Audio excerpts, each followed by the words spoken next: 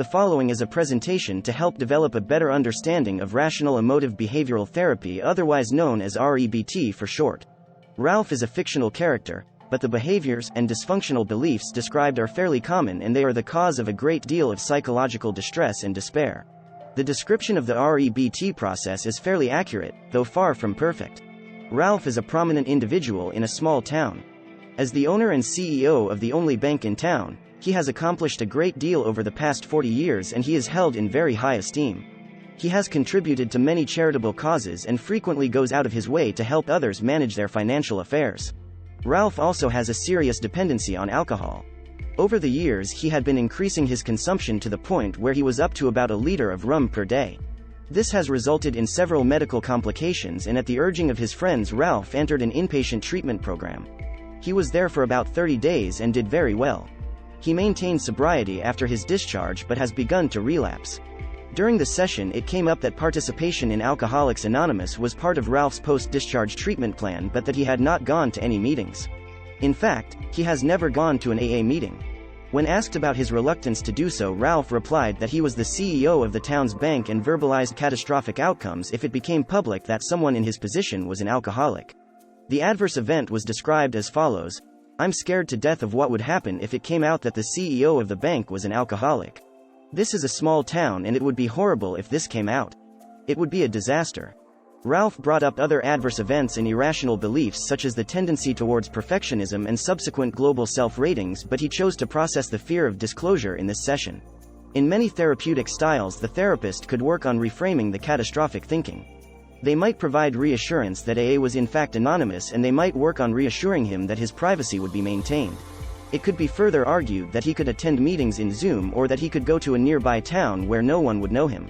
In REBT, the therapist goes straight at the fundamental catastrophic idea and asks the client to dispute the belief that if it came out he was an alcoholic, it would be a disaster. This is what makes REBT different.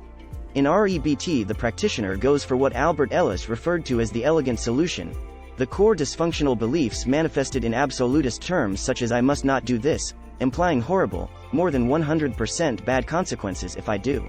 Or, "You must not, if you do you're a horrible person," or "this must not happen. If it does, it will be the end."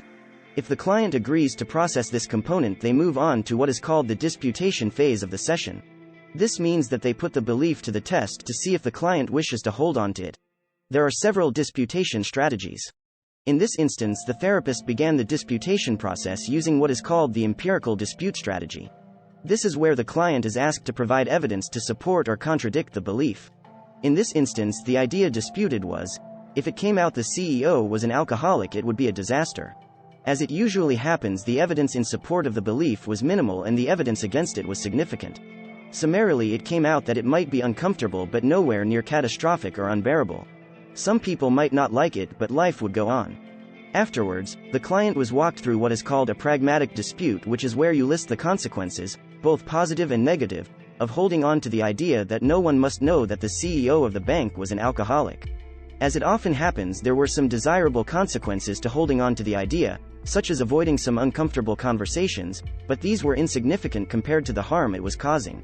The list was long, but at the moment a huge one was that it was keeping him from availing himself of the resources he needed to get well. Finally, the therapist used what is called the advise a friend strategy. This is where the patient is asked to put himself in the position of someone advising a friend with a similar problem and compare it with the dysfunctional idea. If a friend came to you with a similar problem, would you advise him to make sure that no one ever found out about the alcoholism and that it would be a disaster if it became public? Instead, what would you advise him to do? The patient had no problem concluding that this would be bad advice and would hurt more than help. He came up with a much more realistic and rational alternative, which formed the basis of his new belief. After the disputation process was complete, the therapist worked with Ralph on coming up with an alternative idea. After trying on several possibilities, Ralph came up with the idea that it might be uncomfortable if others were to find out I had this problem, but it would not be the end of the world and I would get over it. I would also benefit a great deal if I didn't try to hide this anymore. Once the effective new belief was identified and clearly described, Ralph and the therapist discussed behaviors that would reinforce his new belief. When asked to assess his emotional status at the end of the session, Ralph replied that he felt much more relaxed because he had a better framework to help him manage the problem. For homework, Ralph came up with the idea of going to meetings locally at least 3 times per week. In addition, Ralph would contact his case manager in the program and share his relapse and get their opinion as to what to do next. REBT is a great tool to alleviate psychological distress and dysfunctional behaviors. We hope that this presentation and others to follow help you become familiar with it and adopt its ideas.